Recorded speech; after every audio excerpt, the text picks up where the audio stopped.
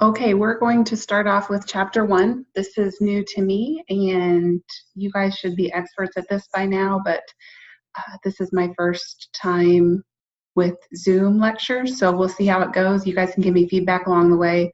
I'm probably going to record the first 4 videos, and then that way I've got those uploaded, and then I'll make changes along the way as you guys give me feedback on the videos. And I'm going to share my screen with you guys so that you can see that. And this will be the first PowerPoint. All the lecture PowerPoints should be located under the Files tab, and so you should be able to access those. So let me share my screen here with you guys. Okay, so you guys should now be able to see the PowerPoint here, and I think maybe I'm up in the little corner over there. And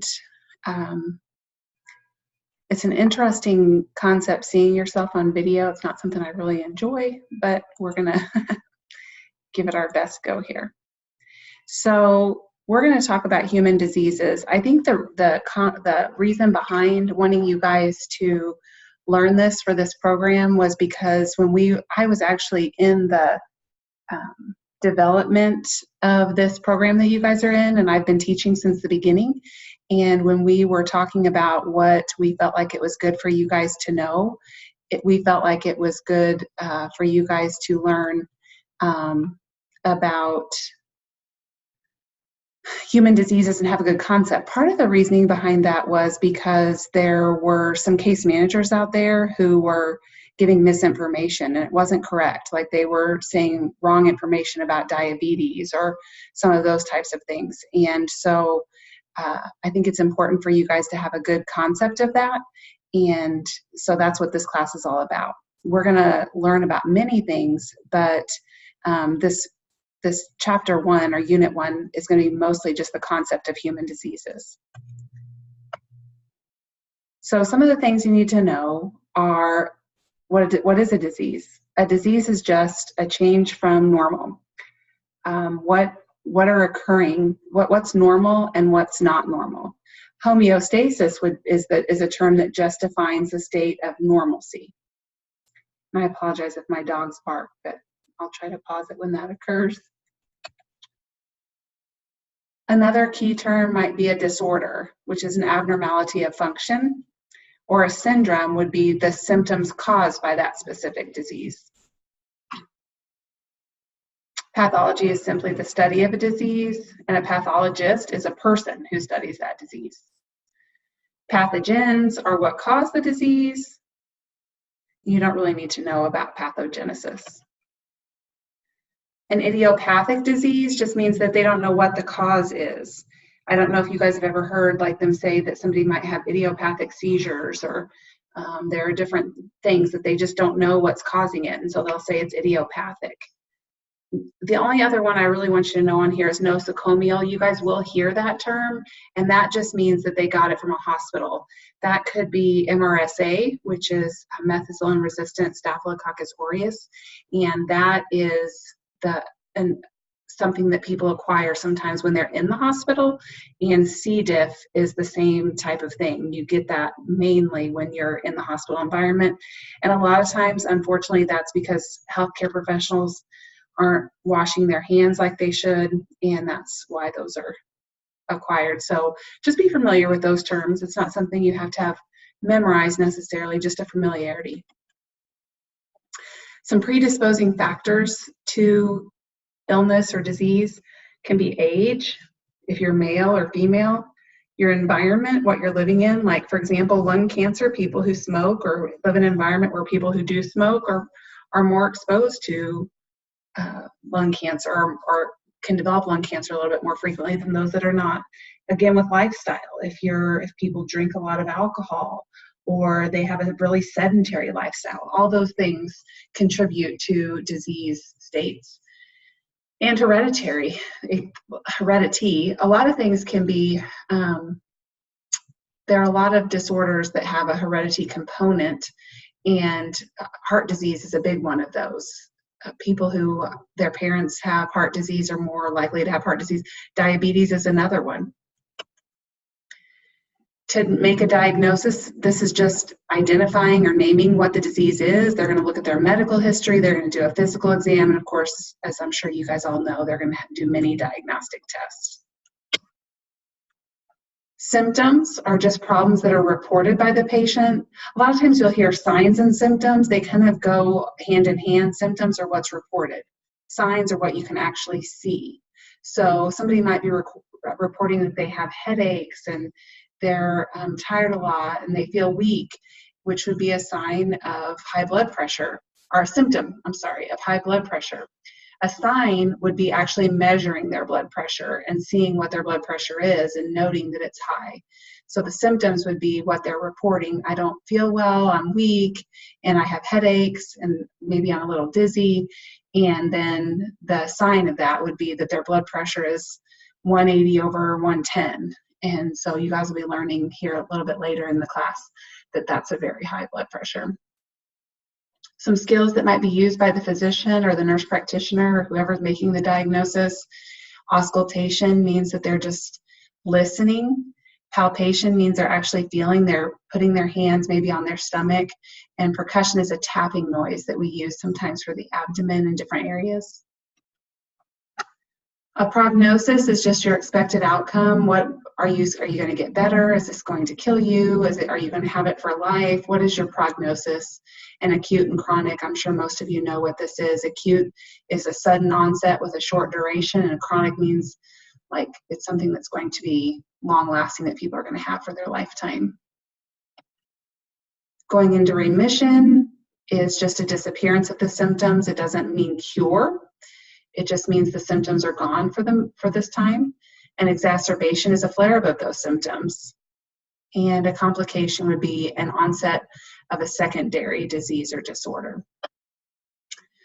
Mortality is just, we're all unfortunately going to pass away at some point.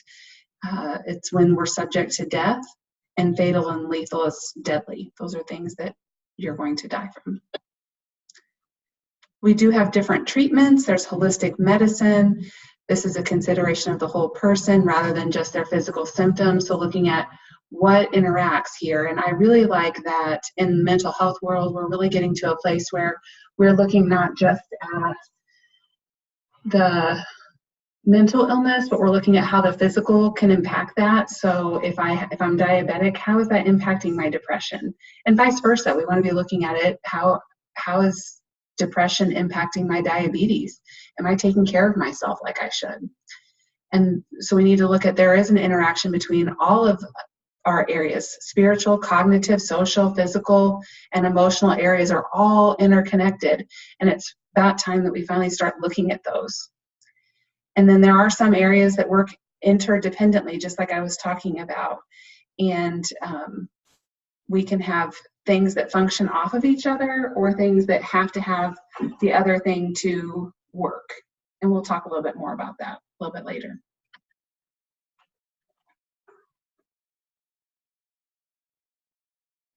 So let's look here at our environment. This is just kind of what I just talked about. This is a graph showing that we have an individual person, but everything is connected somewhere in the middle. They each have their own component, but you can kind of see in the middle, they're all interconnected to make up that one individual.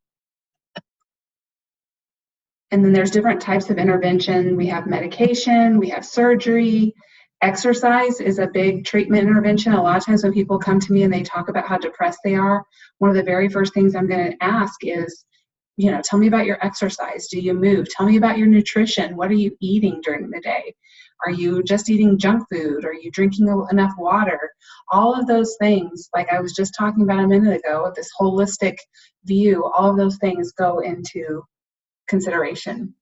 We have physical therapy, education, providing them education on their meds. That's a huge thing for case managers is, as a case manager, you're not expected to know exactly how the medications work and things like that, but you can know through this, like that this medication is your diabetes medication and helping them figure that out. Or now I know based on this class, you will know like that this medication is a daily medication. And you're not going to know every medicine, but you're going to know the terms that go along with that medicine, and that's what's going to help you.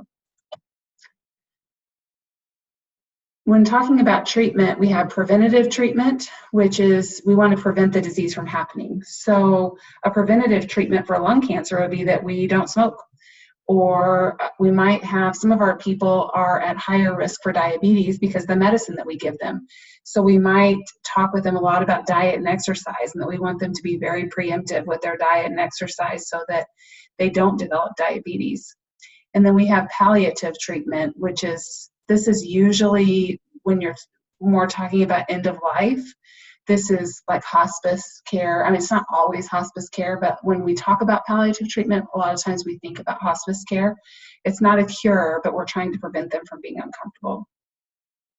But I guess that could be for a child who has a fever and they're really uncomfortable and they're crying and they're laying around, and you give them Tylenol or ibuprofen, I guess could be considered palliative care. Medical ethics, this can be complicated by technological advances. It's difficult as it touches at the core of our humanity. And there are ethics committees and economic concerns. And this is where you get into like the right to die. And there's all sorts of different things that fall under this category. And it can be a really touchy subject when you talk about who should get that heart that is up for grabs. You know, somebody has passed away, they're an organ donor, and we have this heart that's available. Who gets it? Or should this person even be put on the transplant list because maybe they are an alcoholic and now they need a new liver, but yet they're not really willing to quit drinking alcohol? Do we not put them on the list because they're not willing to quit what caused this for them? So those are all things that we have to think about. And there's many, many more, but those are just a few examples of medical ethics. And you guys are going to run into this in your career. And it's going to be tough to decide. You know, we think a lot about this with substance use. And you guys just went through a substance use disorder class. But we think a lot about ethics and, you know, when do we treat somebody with certain medications, and do they get that medicine, and who should get it? So just be, you know, kind of be thinking about that as you're listening to these slides. What are some medical ethical things that you think you might run into? Now that is the end of chapter 1. And so you guys have some reading that through your chapter, and then just be sure to look at all of the things for this particular week.